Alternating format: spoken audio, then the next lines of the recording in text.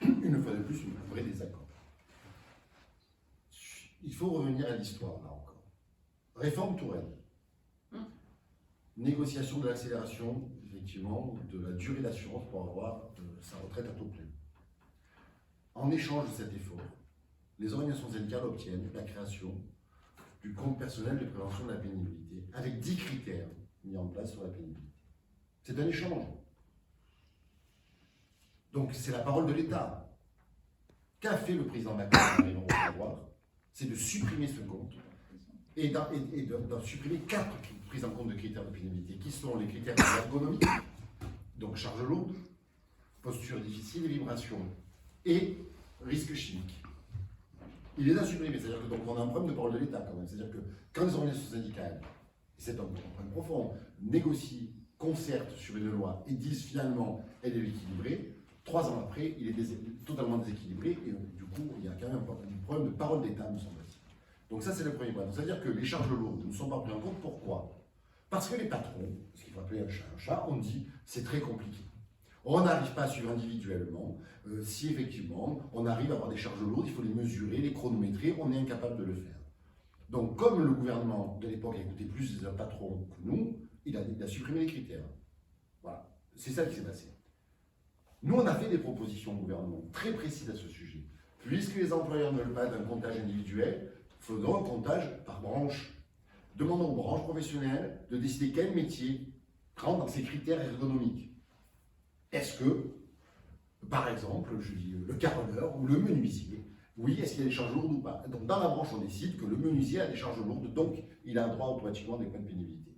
Et on avait même prévu, on avait proposé au ministre du Travail, que s'il n'y avait pas d'accord dans la branche, à ce moment-là, c'était l'État, avec un comité d'experts, qui décidait si le métier rentrait ou pas. Moi, je croyais qu'on avait gagné. Je vous dis, je suis sorti de la concertation et on a gagné. Je ne sais pas qui est passé après nous. Je crois savoir du moins. Ça commence par même, ça finit par un F. Eh bien, 15 jours après, on avait perdu.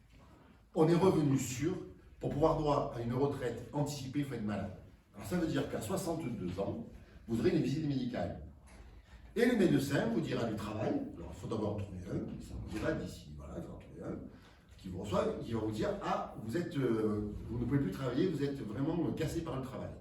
Donc c'est le médecin de la caisse primaire d'assurance maladie, médecin conseil, qui décidera ou pas si vous met en retraite pour invalidité. Il y a 2 problèmes quand même à ça. Un, si vous êtes malade 64 ans et 1 mois, vous n'avez pas de chance. Hein.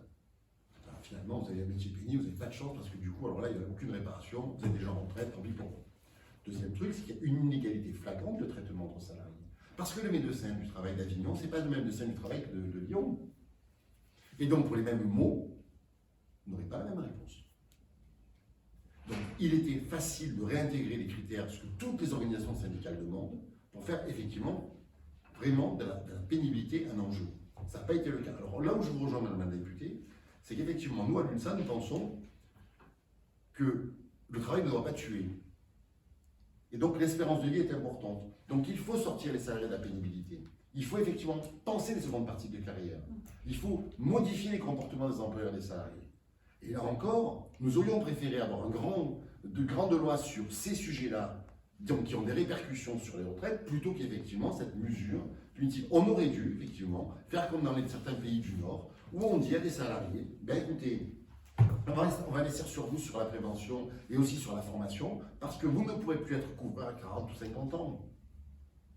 Et dans le système que vous proposez, eh bien le couvreur à 64 ans, il n'est pas en pénibilité. Donc il devra monter sur le toit. Mais c'est impossible. Donc qu'est-ce qu'on va faire de ces gens-là? C'est impossible, parce qu'ils ne rentrent pas dans les critères de pénibilité. Et dernier point sur la pénibilité, les heures de nuit sont prises en compte en système dans la pénibilité aujourd'hui, et vous avez baissé les seuils, c'est vrai, je reconnais dans cette loi, donc ça c'est un point positif, il faut le dire. Mais maintenant vous êtes agent de surveillance dans un hôpital privé, vous faites des heures de nuit, vous n'avez droit à aucun avantage en retraite. Vous êtes agent de surveillance dans le privé, vous avez des heures de nuit, vous pouvez prétendre partir 2 ans en retraite.